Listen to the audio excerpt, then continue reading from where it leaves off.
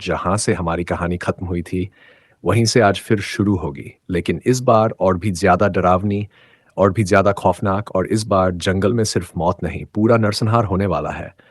अगर आपने एपिसोड 1 नहीं देखा है, तो पहले वो ज़रूर देख लीजिए, वरना एपिसोड एपिसोड 2 की असली हॉरर, रहस्य और असली तबाही आपको समझ नहीं आएगी। क्योंकि इस बार जंगल में सिर्फ एक भेड़िया नहीं है, सिर्फ एक वैम्पायर नहीं है, बल्कि कुछ ऐसा जाग चुका है जो इंसानों की पूरी दुनिया खत्म कर सकता है। एपिसोड 2 में इतनी मारकाट, इतना खून, इतना डर कि शायद आपने आज तक किसी हॉरर स्टोरी में नहीं देखा होगा। तो लाइट बंद कर लो, हेडफोन लगा लो और तैयार हो जाओ, क्योंकि अब शुरू होने जा रही है बैड गेमर 619 हॉरर की सबसे खतरनाक कहानी। तो चलिए शुरू करते हैं आज का हमारा वीडियो। धवल धीरे धीरे अंधेरे में गायब हो गया। उसके भारी कदमों की आवाज कुछ देर तक सुनाई देती रही, फिर सब शांत हो गया।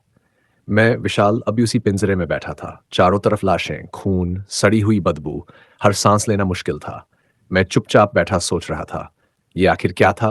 भेड़िया, इंसान, या कोई शैतान? उसकी बातें मेरे दिमाग में घूम रही थीं। दूसरी दुनिया, जंग, मेरे लोग, इंसानों का अंत। मैं सिर पकड़कर बैठ गया। मुझे यहाँ क्यों लाया गया? मेरी आंखों में डर साफ दिखाई दे रहा था। मेरा क्या कसूर है? मैंने किसी का क्या बिगाड़ा? मैं तो बस जंगल घूमने आया था। मुझे किसी से कोई मतलब नहीं था। फिर भी मैं इस खून और मौत से भरी दुनिया में कैद था। सीन बदलता है दूर फॉरेस्ट ऑफिस के अंदर। फॉरेस्ट ऑफिसर पिंटू अपने ऑफिस में बैठा विशाल की फाइल देख रहा था। टेबल पर फैली तस्वीरें, जंगलों के नक्शे और मिसिंग केस की रिपोर्ट। पिंटू धीरे धीरे फाइल पलट रहा था। आखिर है कौन ये विशाल? वो खुद से बड़बड़ा रहा था। फाइल में लिखा था, विशाल इंडिया से था। उसे जंगलों में घूमने का जुनून था। लेकिन अजीब बात यह थी, वो हमेशा अकेला जाता था। भारत के लगभग हर बड़े जंगल में वो जा चुका था। कई कई दिन टेंट लगाकर जंगलों के बीच रहता था। फाइल में उसकी मुस्कुराती हुई तस्वीरें थी, कहीं पहाड़ों के बीच, कहीं घने जंगलों में, कहीं आग जलाकर बैठा हुआ। हर तस्वीर में वो अकेला था, लेकिन खुश था। पिंटू कुछ सेकंड तक तस्वीरों को देखता रहा, फिर धीरे से बोला, यहां भी घूमने आया, और उसकी नजर अचानक एक फोटो पर रुकी। विशाल जंगल के अंदर खड़ा मुस्कुरा रहा था। पिंटू के दिमाग में अचानक वही लाल आंखें घूम गई, वो विशाल चेहरा, जलती हुई आंखें, खून से भरे पंजे। पिंटू ने धीरे से कहा, जब से ये गायब हुआ है, तब से जंगल में ये सब शुरू हुआ है। उसकी सांस भारी हो गई। मरे हुए जानवर, लाल आंखों वाली चीज। वो कुर्सी से उठ खड़ा हुआ। वो इंसान था या जानवर? उसे अब भी वो चेहरा याद था, इतना डरावना, जैसे कोई राक्षस। भेड़िए इतने बड़े नहीं हो सकते। तभी पिंटू ने अपने जूनियर ऑफिसर्स को बुलाया। कुछ ही देर में ऑफिस में कई लोग जमा हो गए, लेकिन सिर्फ 4 लोग सच जानते थे, पिंटू और उसके 3 जूनियर, अंकित, राहुल और रोहित। ये वही तीनों थे जिन्होंने जंगल में वो जलती हुई लाल आंखें देखी थीं। पिंटू गंभीर आवाज में बोला, गुफा के बाहर एक पिंजरा लगाया जाएगा। कमरे में सन्नाटा छा गया। हमें उस चीज को पकड़ना पड़ेगा। बाकी ऑफिसर्स एक दूसरे का चेहरा देखने लगे। किसी को समझ नहीं आ रहा था, आखिर जंगल में चल क्या रहा है। तभी राहुल धीरे से बोला, सर, हमने किसी को कुछ नहीं बताया। अंकित ने कहा, अगर हम ये सब किसी को बताएंगे तो लोग हमें पागल समझेंगे। रोहित की आवाज कांप रही थी, कौन भरोसा करेगा कि ऐसी कोई चीज सच में होती है। पिंटू कुछ सेकंड चुप रहा, फिर बोला, हमारे पास और कोई रास्ता नहीं है। उसकी आवाज सख्त हो गई, उसे पकड़ना ही पड़ेगा। फिर उसने बाकी ऑफिसर्स की तरफ देखा, एक ऐसा मजबूत पिंजरा तैयार करो जिसे कोई भी तोड़ ना सके। वो गुस्से में बोला, जितना मजबूत सोच रहे हो, उससे 100 गुना ज्यादा मजबूत चाहिए। सब तुरंत काम पर लग गए। ऑफिस में भागदौड़ शुरू हो गई। कुछ लोग हथियार लेने गए, कुछ लोहे का पिंजरा तैयार करवाने। धीरे धीरे बाकी सारे ऑफिसर्स वहां से चले गए। अब वहां सिर्फ पिंटू और उसके 3 भरोसेमंद जूनियर बचे थे। पिंटू ने धीमी आवाज में कहा, जो भी है उसे रोकना पड़ेगा। फिर उसने तीनों की तरफ देखा, जंगल के ऊपर प्लेटफॉर्म बनाओ, वहीं से नजर रखो। उसकी आवाज और गंभीर हो गई, और अपना ध्यान रखना, कब बाहर आता है, कब गायब हो जाता है। उसे पता नहीं चलना चाहिए कि हम उसे देख रहे हैं। तीनों ने एक साथ कहा, यस सर, और फिर वो जंगल की तरफ निकल गए। पिंटू अकेला खड़ा रह गया। ऑफिस की खिड़की से बाहर घने जंगल को देखते हुए उसके दिमाग में बस एक ही बात घूम रही थी, जो भी है उसे पकड़ना ही पड़ेगा। पकड़ेंगे तभी तो समझेंगे आखिर ये क्या है। मैं पिंटू अपनी कुर्सी पर बैठा यही सोच रहा था। ऑफिस की खिड़की के बाहर घना जंगल दिखाई दे रहा था, लेकिन मेरे दिमाग में सिर्फ एक ही बात घूम रही थी। क्या राहुल, रोहित और अंकित सच में उस चीज पर नजर रख पाएंगे? अगर उन तीनों में से किसी एक को भी कुछ हो गया, तो मैं उनकी फैमिली को क्या जवाब दूंगा? सीन बदलता है। घने जंगल के अंदर, ऊंचे ऊंचे पेड़ों के बीच, राहुल, रोहित और अंकित ने एक विशाल लकड़ी का प्लेटफॉर्म तैयार कर लिया था। वो इतना ऊपर था कि वहां से पूरी गुफा साफ दिखाई दे रही थी। नीचे अंधेरा जंगल, बीच में रहस्यमयी गुफा और चारों तरफ मौत जैसी खामोशी। प्लेटफॉर्म बनाने में पूरे 5 घंटे लग चुके थे। रोहित धीरे से बोला, अब यहां से सब साफ दिख रहा है। राहुल ने नीचे गुफा की तरफ देखते हुए कहा, पिंटू सर को कॉल करके बता दो।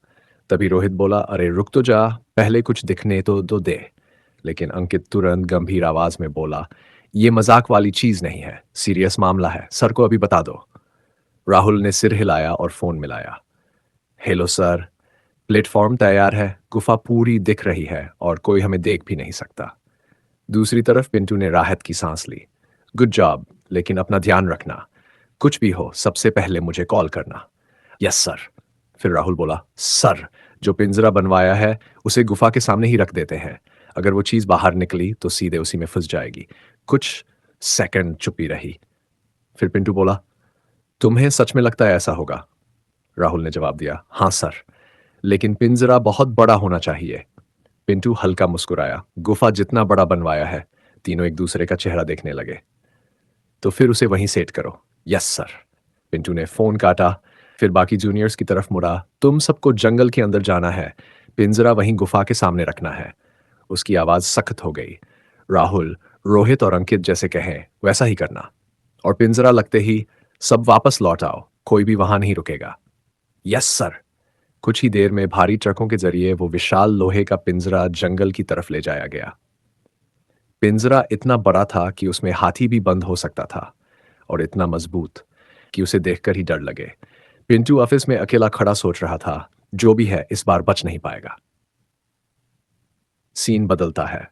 रहस्यमयी गुफा के अंदर धवल अंधेरे में खड़ा था। उसकी लाल आंखें हल्की चमक रही थी। वो खुद से बड़बड़ा रहा था, मेरी गुफा के बाहर ये जानवर कौन मार रहा है? उसकी भारी आवाज गूंज रही थी।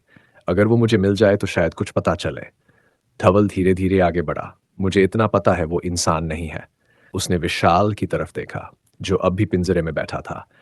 और जब तक विशाल यहां है, कोई भी इस जंगल से बाहर नहीं जा सकता। कुछ सेकंड तक वो चुप रहा, फिर धीरे से बोला, शायद उसे खुद नहीं पता। उसकी आंखों में अजीब चमक आई कि वो इस दुनिया और इंसानों की दुनिया के बीच एक सुरक्षा कवच बन चुका है। विशाल चौंक कर उसे देख रहा था। धवल ने सिर झुका लिया। मैं इंसानों से नफरत करता हूं। उसकी आवाज भारी हो गई। लेकिन मैं नहीं चाहता कोई निर्दोष मरे। फिर वो अचानक सीधा खड़ा हुआ। मुझे बाहर जाकर देखना पड़ेगा। उसकी आंखों में लाल आग भड़क उठी।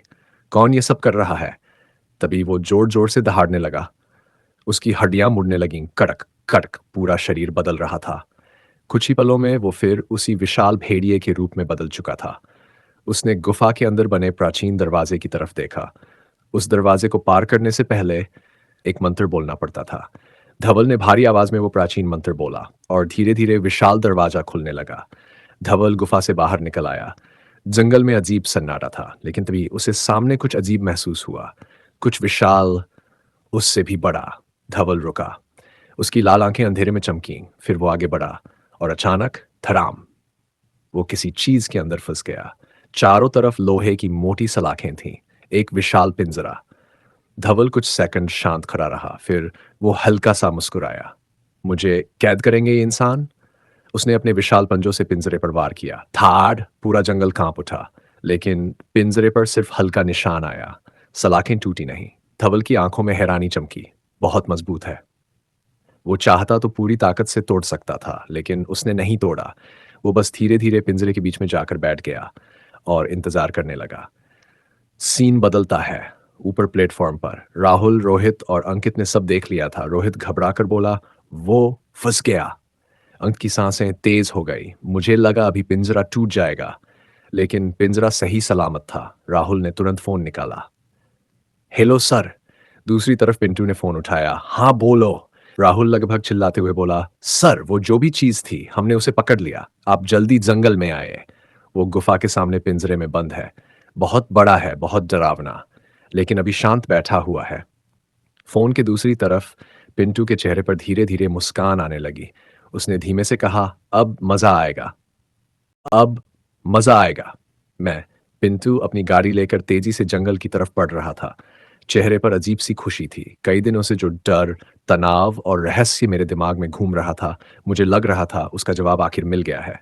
मैं गाड़ी चलाते हुए खुद से ही बोले जा रहा था, हो गया, समस्या का हल मिल गया, अब सब ठीक हो जाएगा। मेरे चेहरे पर हल्की मुस्कान थी। अब कोई जानवर नहीं मरेगा। जो भी ये सब कर रहा था हमने उसे पकड़ लिया है।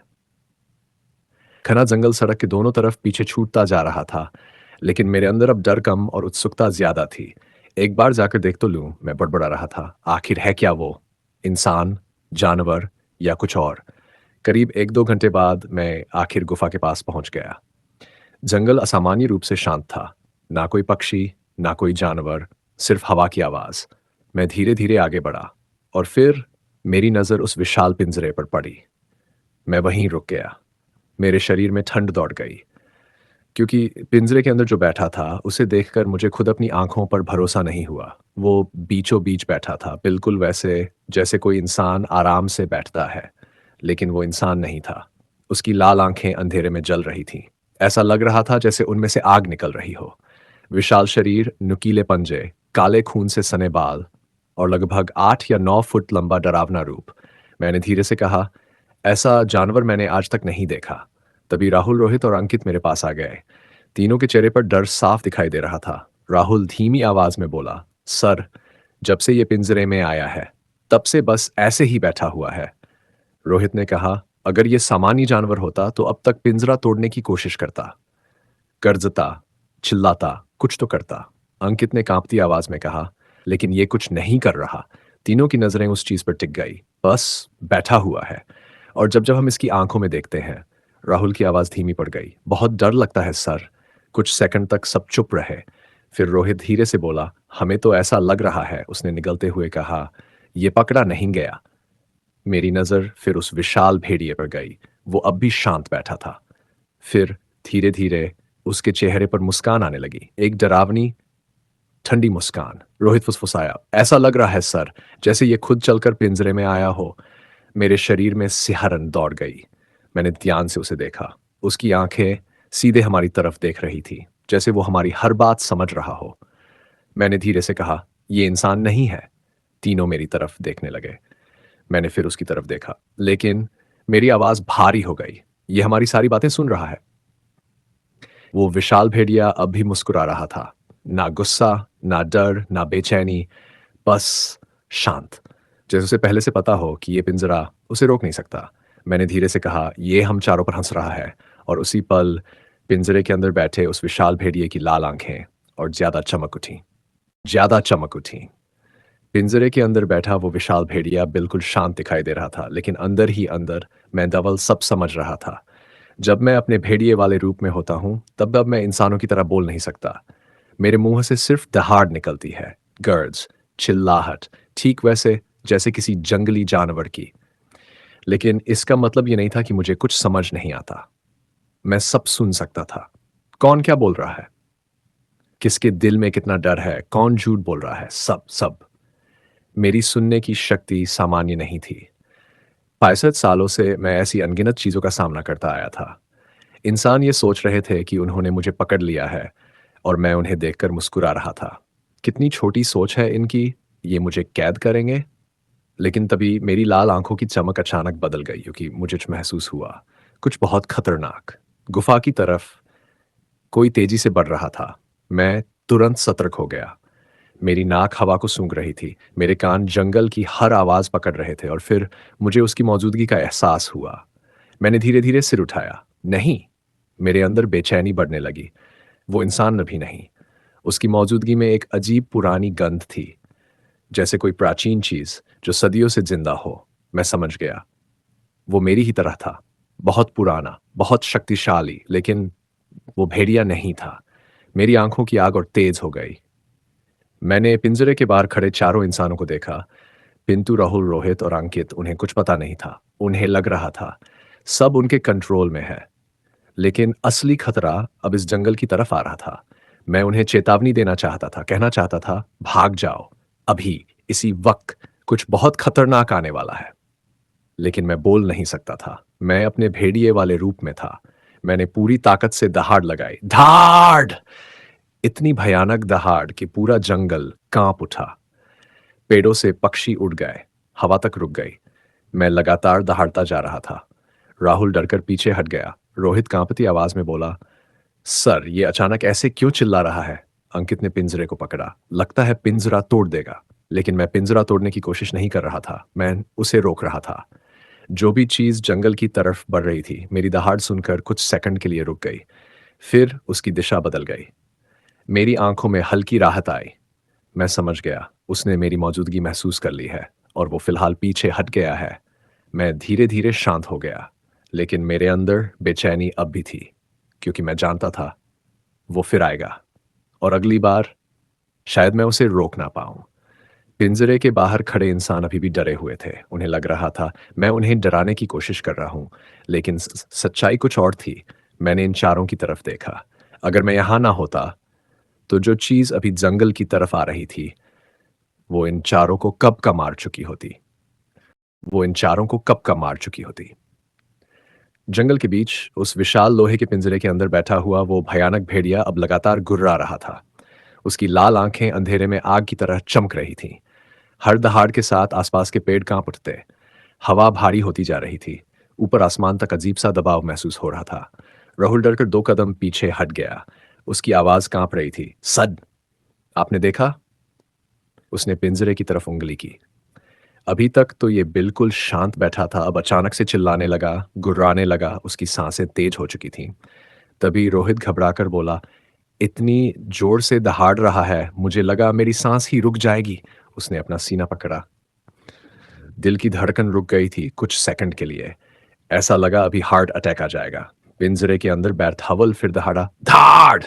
आवाज इतनी भारी थी कि जंगल के अंदर दूर बैठे पक्षी उड़ गए।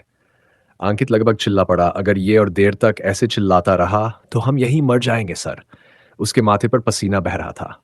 लेकिन सबसे ज्यादा बेचैन था पिंटू। वो लगातार उस भेड़िए को घूर रहा था। उसके दिमाग में एक ही बात घूम रही थी, अचानक ऐसा क्या हुआ? कुछ देर पहले तक वो चीज बिल्कुल शांत बैठी थी, ना कोई हरकत, ना गुस्सा, बस मुस्कुरा रही थी। लेकिन अब उसका पूरा व्यवहार बदल चुका था। पिंटू धीरे से बोला, 2-3 घंटे से ये ऐसे ही बैठा था, कुछ नहीं किया।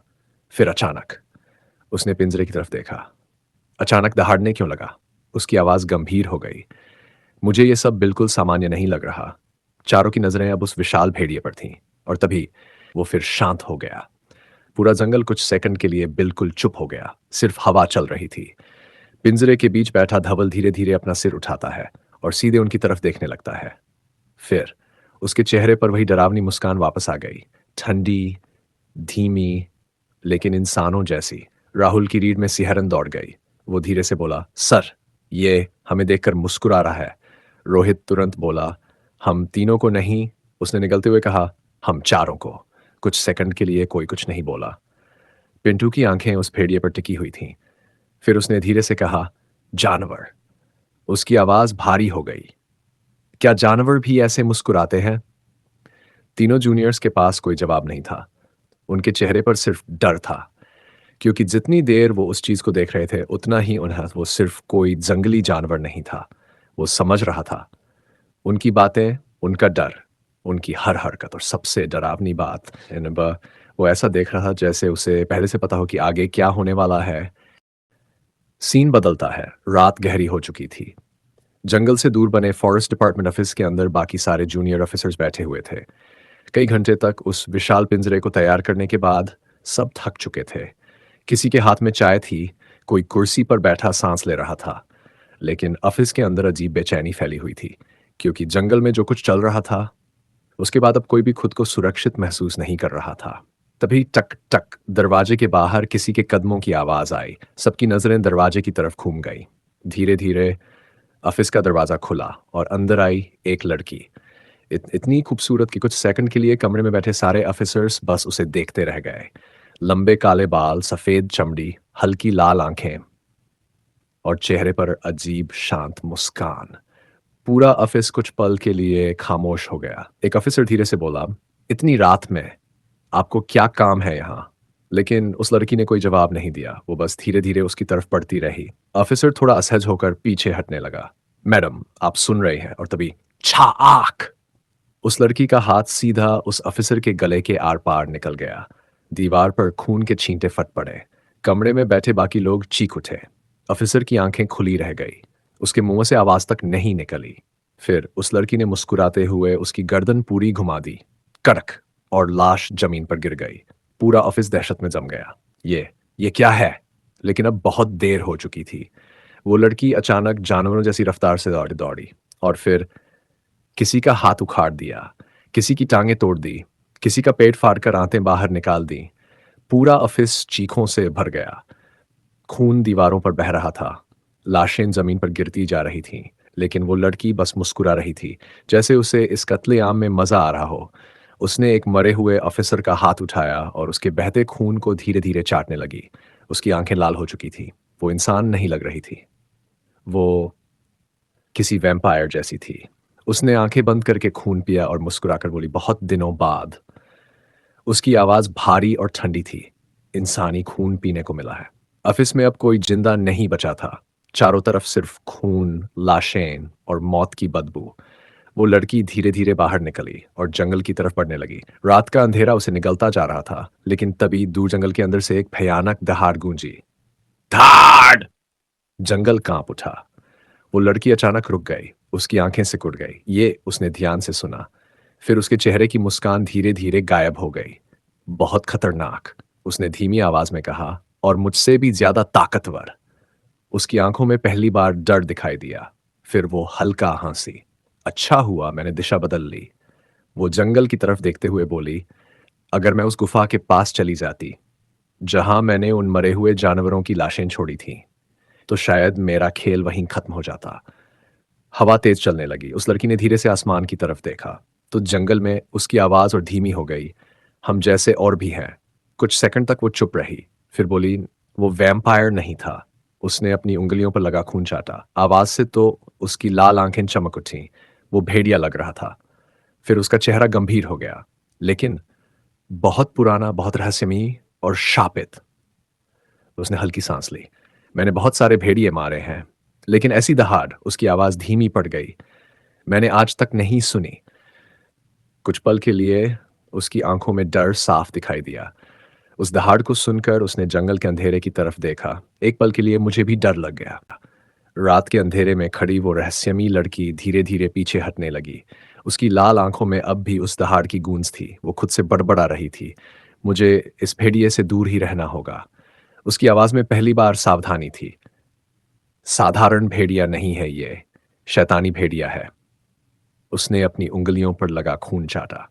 इतनी रहस्यमयी ताकत जो एक वैम्पायर को भी डरा दे। उसने जंगल के अंधेरे की तरफ देखा। ऐसा भेड़िया मैंने आज तक नहीं देखा। उसे अब समझ आ रहा था, गुफा के पास जो मरे हुए जानवर पड़े थे, उनके पीछे शायद वही था। वो धीरे-धीरे चलते हुए खुद से बात कर रही थी। क्या वो उसी गुफा में रहता है? या उस गुफा के पीछे कोई और रहस्य छुपा है, उन्हीं के छुपा है? उसके चेहरे पर हल्की मुस्कान लौटी। फिर उसने पीछे मुड़कर फॉरेस्ट ऑफिस की तरफ देखा। चारों तरफ मौत फैली हुई थी। जो भी ऑफिसर्स वहां थे, अब कोई जिंदा नहीं बचा था। किसी का शरीर फटा पड़ा था, किसी का हाथ अलग, किसी की गर्दन टूटी हुई। पूरा ऑफिस खून से भर चुका था। रिया धीरे से हंसी। "अब किसी को कुछ पता नहीं चलेगा।" उसकी आवाज ठंडी थी। "सब यही समझेंगे, किसी जंगली जानवर ने हमला किया है।" फिर उसकी आंखें चमक उठी, "लेकिन किसी को यह समझ नहीं आएगा कि ये काम एक वैम्पायर का था।" उसने पहली बार अपना नाम लिया, "मेरा नाम रिया है।" और फिर वो जोर-जोर से हंसने लगी। उसकी हंसी पूरे जंगल में गूंजने लगी, लेकिन तभी माँ आसमान का नीला होने लगा। सुबह होने में लगभग 1 घंटा बचा था। रिया अचानक गंभीर हो गई, "मुझे जाना होगा। सूरज की रोशनी मुझे जला सकती है।" फिर वो जंगल के अंदर तेजी से दौड़ने लगी। बहुत अंदर, इतना अंदर, जहां सामान्य इंसान कभी पहुंच ही नहीं सकता। और फिर एक विशाल पेड़ दिखाई दिया, इतना बड़ा कि उसका ऊपरी हिस्सा अंधेरे में गायब हो रहा था। उस पेड़ के आसपास अजीब काली परछाइयां घूम रही थीं, जैसे आत्माएं हवा में तैर रही हों। रिया धीरे-धीरे उस पेड़ के पास पहुंची और बिना रुके उस पेड़ के अंदर समाने लगी, जैसे वो पेड़ जिंदा हो। अंदर जाते-जाते भी वो मुस्कुराई, "रात में फिर लौटूंगी।" उसकी लाल आंखें चमकीं, "और उस भेड़िए को भी देखूंगी। आखिर है कौन वो?" फिर वो पूरी तरह उस रहस्यमयी पेड़ के अंदर गायब हो गई। सीन बदलता है गुफा के बाहर। विशाल पिंजरे के अंदर अब भी धवल बैठा था और बाहर खड़े थे पिंटू, राहुल, रोहित और अंकित। राहुल घबरा कर बोला, "सर, 1 घंटे बाद सुबह हो जाएगी। अब इसका क्या करें?" रोहित ने पिंजरे की तरफ देखते हुए कहा, "कभी ये चिल्लाता है, कभी दहाड़ता है, फिर अचानक शांत होकर बैठ जाता है।" अंकित ने डरते हुए कहा, "ये भेड़िया है या इंसान? हम जो भी बोलते हैं उस पर मुस्कुराता है।" उसने कांपते हुए कहा, "इसके चेहरे पर डर नाम की चीज ही नहीं है।" पिंटू कुछ सेकंड तक धवल को देखता रहा, फिर धीरे से बोला, "दिन होने दो, तब शायद कुछ साफ दिखाई दे।" उसने फोन निकाला, "रुको, मैं ऑफिस में कॉल करता हूँ। लोगों की जरूरत पड़ेगी, इसे फॉरेस्ट ऑफिस तक ले जाना होगा।" पिंटू ने एक कॉल किया, फिर तीसरा, लेकिन कोई फोन नहीं उठा रहा था। उसके चेहरे की मुस्कान धीरे धीरे गायब हो, "अजीब है।" उसने फिर कॉल लगाया, लेकिन फिर भी कोई जवाब नहीं। पिंटू अब बेचैन हो चुका था। उसने राहुल, रोहित और अंकित की तरफ देखा, कोई भी फोन नहीं उठा रहा। "मैंने सबको ऑफिस में छोड़ा था, इतने लोग थे वहां, सब कहाँ गए?" उसकी आवाज भारी हो गई, "मुझे कुछ ठीक नहीं लग रहा।" फिर उसने फैसला किया, "चलो, ये भेड़िया यहां से भागने वाला नहीं है। पहले ऑफिस चलते हैं, पता तो चले आखिर हुआ क्या है।" अंकित तुरंत ड्राइविंग सीट पर बैठ गया। रोहित और राहुल पीछे बैठ गए। पिंटू आखिरी बार पिंजरे में बैठे धवल को देखता है। धवल अब भी शांत बैठा मुस्कुरा रहा था, जैसे उसे पहले से सब पता हो। फिर गाड़ी धीरे धीरे जंगल से बाहर निकलने लगी। चारों फॉरेस्ट ऑफिस पहुंच गए, लेकिन जैसे ही वो अंदर घुसे, सबके कदम वहीं रुक गए। पूरा ऑफिस खून से भरा हुआ था। दीवारों पर खून के छींटे, जमीन पर लाशें, कटी फटी लाशें। किसी का हाथ अलग पड़ा था, किसी का पेट फटा हुआ। पूरा ऑफिस मौत की बदबू से भरा हुआ था। राहुल उल्टी करने बाहर भागा। रोहित की आंखों में आंसू आ गए। अंकित कांप रहा था और पिंटू बस खड़ा रह गया। उसकी आंखें फैल चुकी थी। ये उसकी आवाज टूट गई। "ये किसने किया?" उसने धीरे धीरे एक लाश की तरफ देखा। "जंगली जानवर भी ऐसा हमला नहीं करते।" उसकी आंखों में आंसू आ गए। "इतनी बेरहमी से किसने मारा इन्हें?" फिर अचानक चारों एक दूसरे की तरफ देखने लगे, क्योंकि उसी पल सबके दिमाग में एक ही बात आई, अगर वो भेड़िया पिंजरे में बंद है तो ये सब किसने किया? पूरा फॉरेस्ट ऑफिस मौत की बदबू से भरा हुआ था। दीवारों पर खून फैला था, फर्श पर कटी फटी लाशें पड़ी थीं और हवा में एक अजीब सन्नाटा था। कुछ घंटे पहले तक यही जगह हंसी मजाक से भरी रहती थी, लेकिन अब वो जगह किसी कब्रिस्तान जैसी लग रही थी। पिंटू बिल्कुल टूट चुका था, उसकी आंखें लाल थीं। वो धीरे धीरे अपने मरे हुए जूनियर्स की तरफ देख रहा था। तभी राहुल भारी आवाज में बोला, "सर, ये सब हमारे जूनियर थे।" उसकी आवाज कांप गई। "हमारे साथ काम करते थे हर रोज।" उसने एक लाश की तरफ देखा और आंखें नीचे कर लीं। तभी रोहित बोला, "हाँ सर, बहुत परेशान करते थे हमें।" उसकी आंखों में आंसू भर आए। "मजाक उड़ाते थे, एक दूसरे की टांग खींचते थे।" उसने टूटी हुई कुर्सी की तरफ देखा। "लेकिन कुछ दिन में सब कितना बदल गया।" उसकी आवाज भर्रा गई। "हमारा फॉरेस्ट ऑफिस कब्रिस्तान बन गया। चारों तरफ खून था, मानव शरीर के टुकड़े पड़े थे। जहां पहले हंसी की आवाज आती थी, अब वहां सिर्फ मौत थी।" अंकित धीरे से बोला, "सर, याद है, यहीं सब बैठकर चाय पीते थे, मस्ती करते थे।" उसकी आंखों से आंसू निकल पड़े। "अब देखिए, पूरा ऑफिस खून और लाशों से भर गया।" कुछ सेकंड तक कोई कुछ नहीं बोला। सिर्फ पंखे की आवाज आ रही थी, जो अब भी ऊपर घूम रहा था। पिंटू ने गहरी सांस ली। "मुझे भी बहुत अफसोस है।" उसकी आवाज टूट रही थी। "ये सब हमारे बच्चों जैसे थे।" उसने एक लाश की तरफ देखा और मुट्ठी भींच ली। लेकिन उसकी आंखों में गुस्सा भर गया। "जिसने भी ये सब किया है, उसे हम नहीं छोड़ेंगे।" फिर वो अचानक गंभीर हो गया, "और मैं दावे के साथ कह सकता हूं, ये किसी जानवर का काम नहीं है।"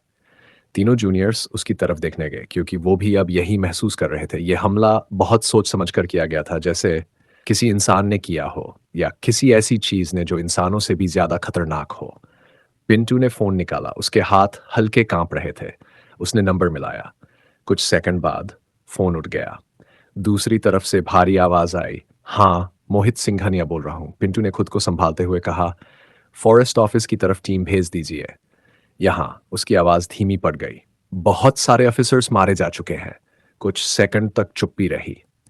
फिर पिंटू बोला, देखने से तो ऐसा लग रहा है जैसे किसी जंगली जानवर ने हमला किया हो।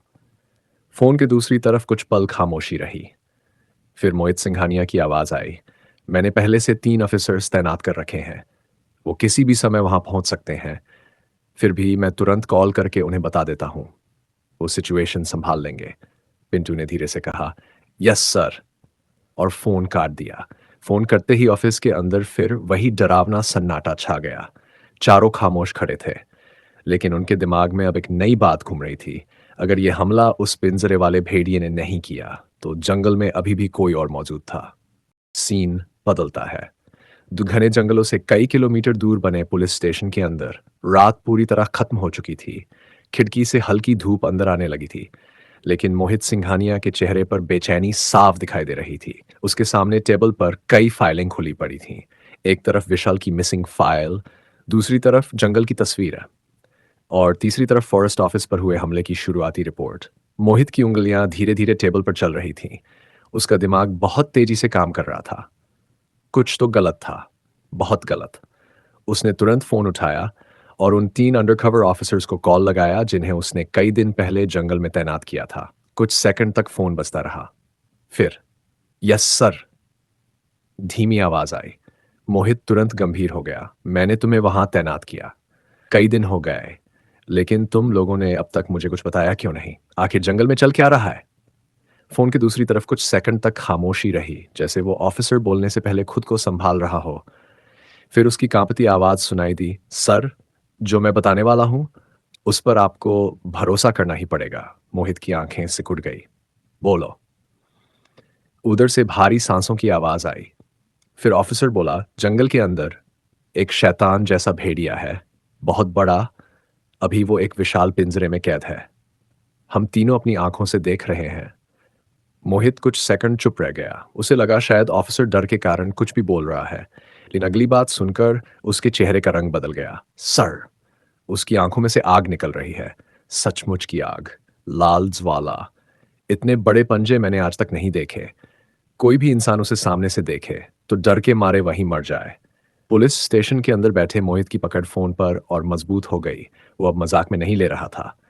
ऑफिसर की आवाज में डर साफ था, असली डर।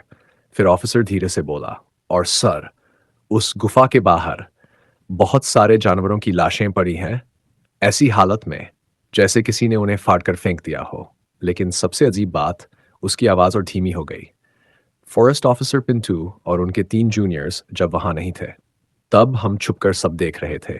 पिंटू सर किसी को लगातार फोन कर रहे थे, लेकिन किसी ने कॉल नहीं उठाया। फिर वो लोग फॉरेस्ट ऑफिस की तरफ चले गए। मोहित तुरंत बोला, अभी कुछ देर पहले वहीं से कॉल आया था। फॉरेस्ट ऑफिस के अंदर बहुत सारे ऑफिसर्स मारे गए हैं। फोन के दूसरी तरफ अचानक सन्नाटा छा गया। तीनों अंडरकवर ऑफिसर्स कुछ सेकंड तक कुछ नहीं बोले। फिर उनमें से एक धीरे से बोला, सर, इसका मतलब जंगल में वो भेड़िया अकेला नहीं है। मोहित की आंखें अब पूरी तरह गंभीर हो चुकी थीं। वो कुर्सी से धीरे धीरे खड़ा हुआ। तुम तीनों तुरंत फॉरेस्ट ऑफिस जाओ और वहां क्या हुआ है सब देखकर मुझे कॉल करो। अगर जरूरत पड़ी तो मैं खुद वहां आऊंगा।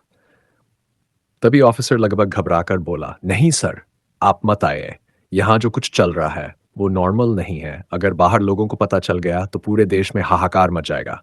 और सर, यह सब उस इंडियन टूरिस्ट विशाल के आने के बाद शुरू हुआ है, जिसकी फाइल हमने भेजी थी।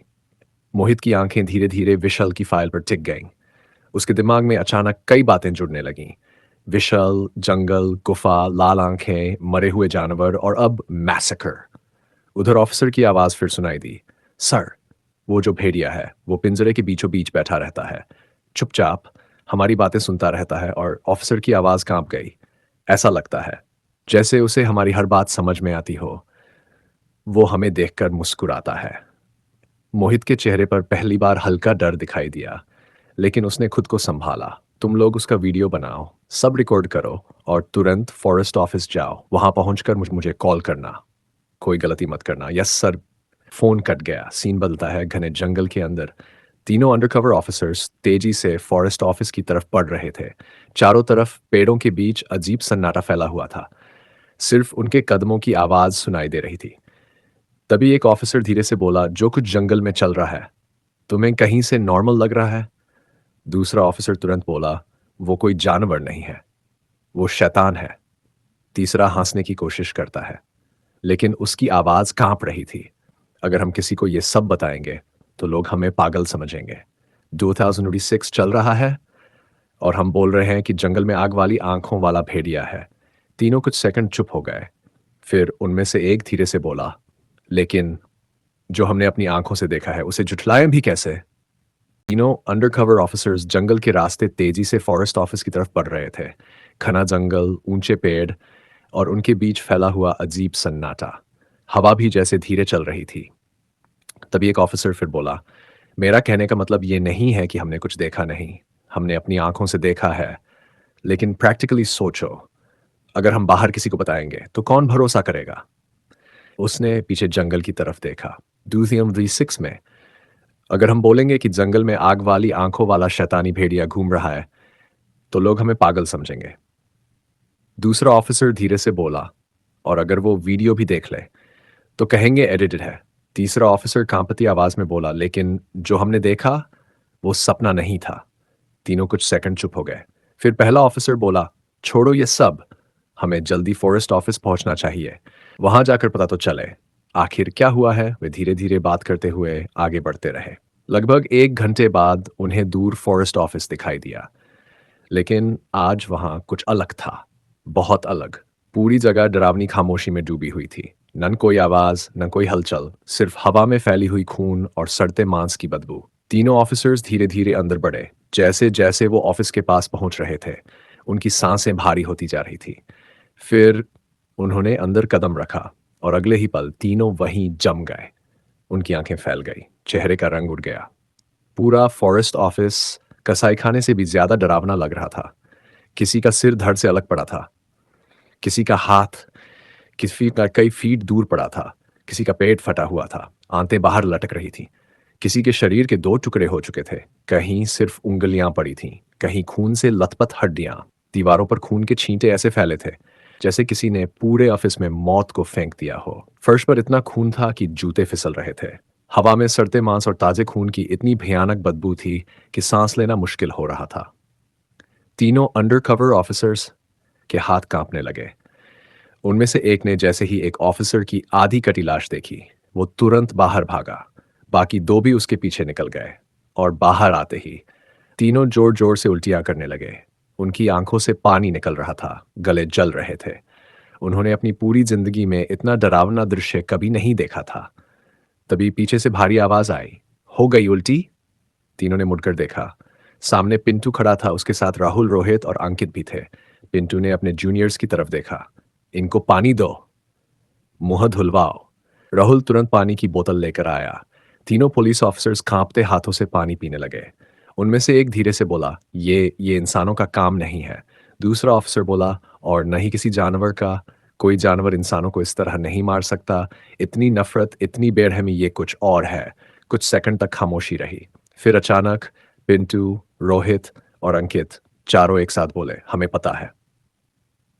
तीनों अंडरकवर ऑफिसर्स ने चौंक कर उनकी तरफ देखा। पिंटू की आंखों में अब डर कम और गुस्सा ज्यादा था। उसने धीरे से कहा, तुम अपना काम करो, अपनी ड्यूटी निभाओ, छानबीन करो, लेकिन एक बात याद रखना। उसने ऑफिस के अंदर फैली लाशों की तरफ देखा।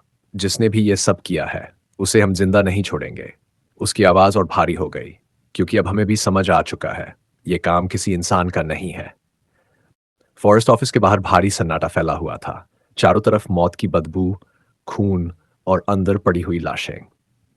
तीनों अंडरकवर पुलिस ऑफिसर्स अभी भी सदमे में थे। उनके हाथ कांप रहे थे, चेहरे पीले पड़ चुके थे। तभी पिंटू धीरे धीरे उनकी तरफ बढ़ा। उसकी आंखों में नींद नहीं थी, सिर्फ गुस्सा और डर था। वो भारी आवाज में बोला, इंसान इतनी बेरहमी से नहीं मार सकता। उसने पीछे ऑफिस के अंदर देखा। ये जो हालत हुई है, ये कोई नॉर्मल हत्या नहीं है। ये काम शैतान, भूत, प्रेत या किसी पिशाच का हो सकता है, लेकिन इंसानों की बस की बात नहीं है। तीनों पुलिस ऑफिसर्स चुपचाप सुन रहे थे। पिंटू की आवाज और भारी होती गई। इतने सारे लोगों को एक साथ मारना आसान नहीं होता, और ये जितने भी फॉरेस्ट ऑफिसर्स मरे हैं सब ट्रेंड थे। उसने एक टूटी हुई दीवार की तरफ देखा। 20 आदमी भी एक साथ हमला कर देते तो भी ये लोग उन्हें भगा सकते थे। जंगली जानवरों को पकड़ना, उन्हें कंट्रोल करना, ये इनके लिए नई बात नहीं थी। उसने मुट्ठी भींच ली। अगर कोई जानवर होता तो ये लोग उसे भी संभाल लेते। कुछ सेकंड तक सब खामोश रहे, फिर पिंटू धीरे से बोला, लेकिन जो यहाँ आया था वो कुछ और था। उसकी आंखें गुफा की दिशा में चली गई। कुछ ऐसा जो इस दुनिया का नहीं है। हवा अचानक थोड़ी तेज चलने लगी। पेड़ों की शाखाएं हिलने लगीं, और उस पल वहां खड़े हर इंसान को पहली बार सच में महसूस हुआ, जंगल में जो कुछ चल रहा था वो अब किसी मिसिंग केस या जानवर के हमले से बहुत आगे निकल चुका था। तभी राहुल आगे बढ़ा। सर सही कह रहे हैं, हमने अपनी आंखों से देखा है। वो पिंजरे वाला भेड़िया, उसकी आंखों में इंसानों जैसी समझ थी, रोहित बोला। और जब वो हमें देखता है तो ऐसा लगता है जैसे वो हमारी हर बात समझ रहा हो। अंकित ने धीमी आवाज में कहा, मुझे तो अभी भी लगता है वो खुद पिंजरे में फंसा नहीं, बल्कि खुद अंदर बैठा है, जैसे उसे कोई डर ही नहीं।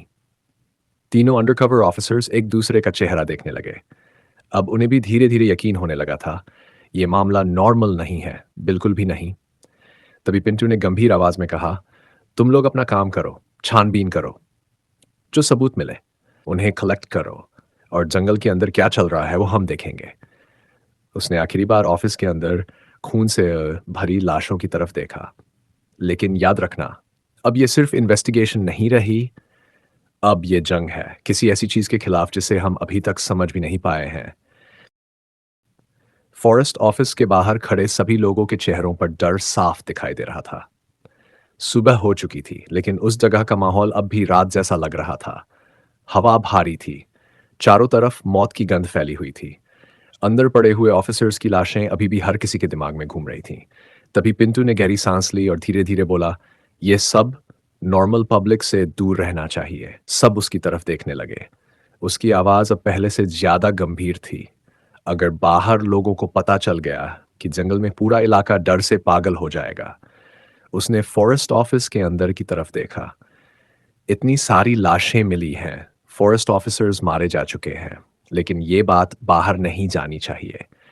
तीनों अंडरकवर पुलिस ऑफिसर्स चुप थे, क्योंकि वो भी समझ चुके थे अगर मीडिया तक ये बात पहुंची तो पूरे देश में हड़कंप मच जाएगा। पिंटू ने धीमी लेकिन सख्त आवाज में कहा, जो रिपोर्ट बनेगी उसमें सिर्फ इतना लिखा जाएगा कि जंगली जानवरों ने हमला किया, बाकी सब यहीं दब जाएगा। कुछ सेकंड तक कोई कुछ नहीं बोला। फिर पिंटू ने अपने तीनों जूनियर्स की तरफ देखा। राहुल, रोहित और अंकित तीनों सीधा खड़े हो गए। पिंटू भारी आवाज में बोला, तुम तीनों जाओगे हमारे जितने भी ऑफिसर्स मारे गए हैं उनकी फैमिलीज के पास। तीनों की आंखें नीचे झुक गई। पिंटू की आवाज धीमी पड़ गई, और उन्हें बताओगे कि अब वो इस दुनिया में नहीं रहे। हवा अचानक और भारी लगने लगी। किसी के पास बोलने के लिए शब्द नहीं थे। फिर पिंटू ने दांत भींचते हुए कहा, लेकिन उन्हें यह भी कहना कि उनकी मौत बेकार नहीं जाएगी। उसकी आंखों में गुस्सा भर गया। बहुत जल्द उनकी मौत का बदला लिया जाएगा। तीनों जूनियर्स एक साथ जोर से बोले, यस सर। उनकी आवाज में दुख भी था और गुस्सा भी। राहुल आगे बढ़ा, सर हम फैमिली से रिक्वेस्ट करेंगे कि वो मीडिया के पास न जाएं, नन किसी को कुछ बताएं। रोहित बोला, हम समझा देंगे कि सिचुएशन सेंसिटिव है। अंकित ने धीरे से कहा, लेकिन सर सब टूट जाएंगे, इतने सारे ऑफिसर्स एक साथ। पिंटू कुछ सेकंड चुप रहा। फिर उसने धीरे से कहा, हाँ सब टूट जाएंगे, लेकिन उन्हें संभालना पड़ेगा। उसकी आवाज भर आ गई। अगर सच बाहर आ गया तो लोग डर से जीना छोड़ देंगे। फिर उसने तीनों की तरफ देखा। जरूरत पड़े तो मेरा नाम लेना, कहना पिंटू ने भेजा है, फैमिलीज मान जाएंगी। तीनों जूनियर्स ने एक साथ सिर हिलाया, यस सर। फिर कुछ सेकंड तक वहां सिर्फ हवा की आवाज सुनाई देती रही। लेकिन उसी पल जंगल के बहुत अंदर, उस रहस्यमयी गुफा के पास, लोहे के विशाल पिंजरे के अंदर बैठा वो लाल आंखों वाला भेड़िया धीरे धीरे मुस्कुरा रहा था, जैसे उसे पहले से पता हो अब इंसानों की दुनिया टूटना शुरू हो चुकी है। अब इंसानों की दुनिया टूटना शुरू हो चुकी है। घने जंगल के अंदर उस रहस्यमयी गुफा के बाहर लोहे के विशाल पिंजरे के भीतर बैठा हुआ वो लाल आंखों वाला भेड़िया बिल्कुल शांत था। उसकी सांसें भारी थीं, आंखों में लाल आग अब भी जल रही थी। लेकिन इस बार उसकी नज़र इंसानों पर नहीं थी। वो गुफा की तरफ देख रहा था। अचानक उसके दिमाग में एक ही बात घूमने लगी। विशाल वो अभी भी गुफा के अंदर उस दूसरी दुनिया में कैद था, भूखा, कमजोर, अकेला। भेड़िए ने धीरे धीरे सिर उठाया। उसके अंदर बेचैनी बढ़ने लगी। अगर मैं यहां से बाहर नहीं निकला तो विशाल भूख से मर जाएगा। उसकी भारी सांसें और तेज हो गई। गुफा के अंदर उसे खाना पहुंचाने वाला कोई नहीं है। अगले ही पल वो अचानक जोर से दहाड़ा। इतनी भयानक दहाड़ कि आसपास के पेड़ तक कांप उठे। उसकी लाल आंखें और तेज चमकने लगीं। फिर उसने अपने विशाल पंजे से पूरे जोर से पिंजरे पर हमला किया। धाम! लोहे का विशाल पिंजरा बुरी तरह हिल गया। दूसरा बार, तीसरा बार और अगले ही पल इतना मजबूत समझा जाने वाला पिंजरा टूट गया। लोहे की मोटी सलाखें चारों तरफ उड़ गई। भेड़िया धीरे धीरे बाहर निकला। उसकी चाल शांत थी, जैसे उसे पहले से पता था कि वो निकल जाएगा। वो सीधा गुफा की तरफ बढ़ा। अंदर अंधेरे में वही विशाल दरवाजा मौजूद था। उस पर बने हुए प्राचीन निशान हल्के हल्के चमक रहे थे। भेड़िया दरवाजे के सामने खड़ा हुआ। फिर उसने बहुत धीमी लेकिन डरावनी आवाज में अपना मंत्र बोलना शुरू किया। जैसे ही मंत्र खत्म हुआ, पूरा दरवाजा कांपने लगा। अंधेरे के बीच दरार खुली और वो धीरे धीरे उस दूसरी दुनिया में चला गया। सीन बदलता है। जंगल से दूर, शहर के अलग अलग हिस्सों में राहुल, रोहित, अंकित अलग अलग ऑफिसर्स के घरों में पहुंच चुके थे। हर घर में रोने की आवाज गूंज रही थी। कहीं माँ अपने बेटे की फोटो पकड़ कर रो रही थी, कहीं पत्नी जमीनी छोटे बैठी नोरा भी चुकी खुले बच्चे बार बार पूछ रहे थे, पापा कब आएंगे? लेकिन किसी के पास जवाब नहीं था। राहुल एक बूढ़े पिता के सामने खड़ा था। उसकी आंखें नीचे झुकी हुई थीं। हमें अफसोस है, वो अब इस दुनिया में नहीं रहे। ये सुनते ही बूढ़ा आदमी वहीं बैठ गया। उसकी आंखों से आंसू बहने लगे। रोहित एक ऑफिसर की पत्नी को संभाल रहा था। वो लगातार रोते हुए हुए पूछ रही थी, कैसे हुआ? किसने किया? लेकिन रोहित सच नहीं बता सकता था। उसने सिर्फ इतना कहा, हम बदला लेंगे। जिसने भी ये किया है उसे छोड़ेंगे नहीं। हर घर में वही दर्द था, वही टूटन, वही खामोशी। सीन फिर बदलता है। जंगल के अंदर, फॉरेस्ट ऑफिस के बाहर अब वहां कई पुलिस गाड़ियां खड़ी थी। डेड बॉडीज को धीरे धीरे बाहर निकाला जा रहा था। कुछ ऑफिसर्स फोटो ले रहे थे, कुछ खून के निशान देख रहे थे, कुछ बॉडीज को एम्बुलेंस में रख रहे थे। पूरा माहौल भारी था।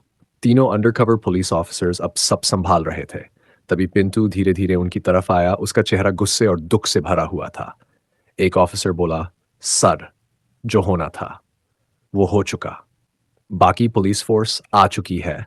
बॉडीज अस्पताल भेजी जा रही हैं। पोस्टमार्टम होगा। कैसे हमला हुआ सब पता लगाने की कोशिश करेंगे। पिंटू कुछ सेकंड चुप रहा। फिर उसने गुफा की दिशा में देखा। उसकी आंखों में अचानक बेचैनी आ गई।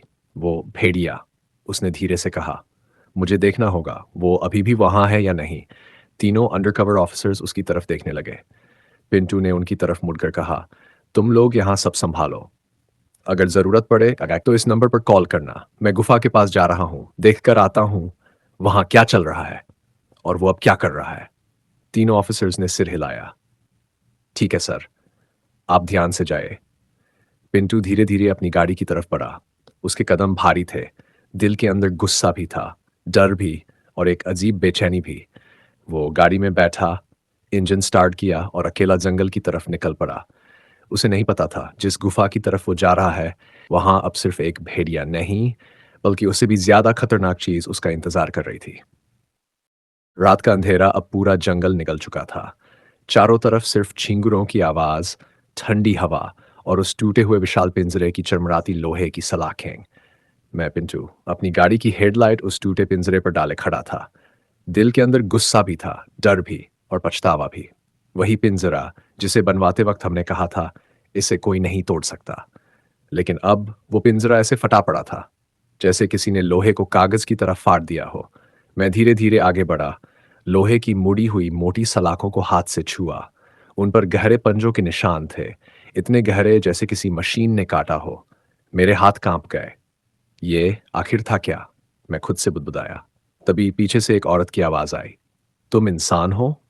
यहां अकेले क्या कर रहे हो? मेरी सांस अटक गई। मैं तुरंत पलटा। हेडलाइट की हल्की रोशनी में एक लड़की खड़ी थी, लंबे काले बाल, सफ़ेद चेहरा, लाल होंठ और आंखें इतनी शांत कि डर और बढ़ जाए। वो धीरे-धीरे मुस्कुरा रही थी। मेरा नाम रिया है, उसने धीमी भारी आवाज़ में कहा। पास के गाँव से हूँ, घूमते-घूमते यहाँ आ गई। मुझे कुछ अजीब लगा। उसकी आवाज़ सामान्य थी, लेकिन उसके आसपास की हवा सामान्य नहीं थी। जंगल की ठंडी हवा अचानक और बर्फ जैसी हो गई। मेरी गर्दन के पीछे अजीब सिहरन दौड़ गई। मैंने टॉर्च उसकी तरफ की।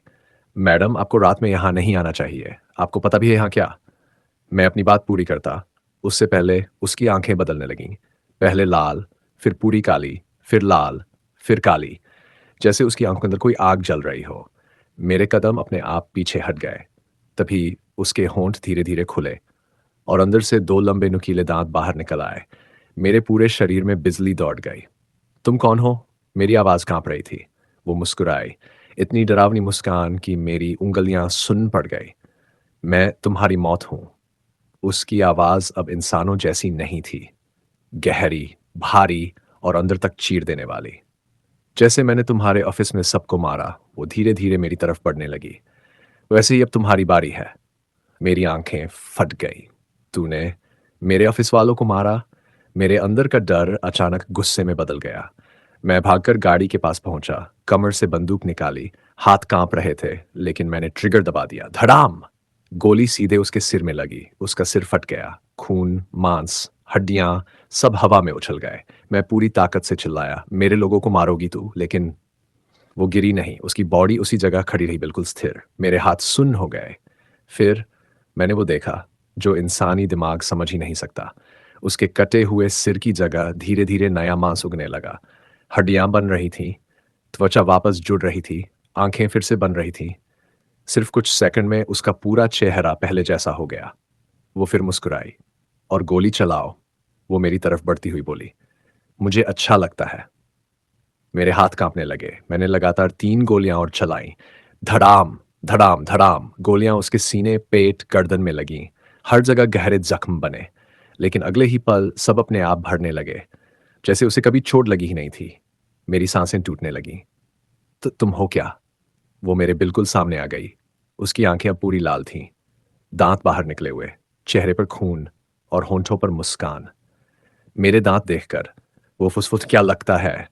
उसने अपना चेहरा मेरे बेहद करीब लाया। मैं इंसान नहीं हूं। उसकी आवाज अचानक भारी हो गई। मैं वैम्पायर हूं। रात और भी गहरी हो चुकी थी। जंगल की हवा अब ठंडी नहीं, सड़ी हुई लग रही थी। मैं पिंटू अब भी बंदूक पकड़े खड़ा था, लेकिन उंगलियां कांप रही थीं।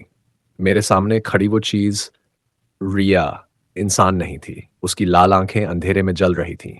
होंठों पर ताजा खून लगा हुआ था और चेहरे पर ऐसी मुस्कान जैसे किसी को दर्द में देखकर उसे खुशी मिलती हो। वो धीरे-धीरे मेरे बिल्कुल पास आई, इतनी पास कि उसकी सांसों की सड़ी हुई बदबू मेरे चेहरे से टकराने लगी। आज वो मुस्कुराई, मैं बहुत सारा खून पी चुकी हूँ। मेरे दिल की धड़कन रुकने लगी। तुम्हारे जूनियर, तुम्हारे साथ काम करने वाले मार ले हूं मैं। सबको मार चुकी हूं मैं। उसकी आवाज में घमंड था, मजा था।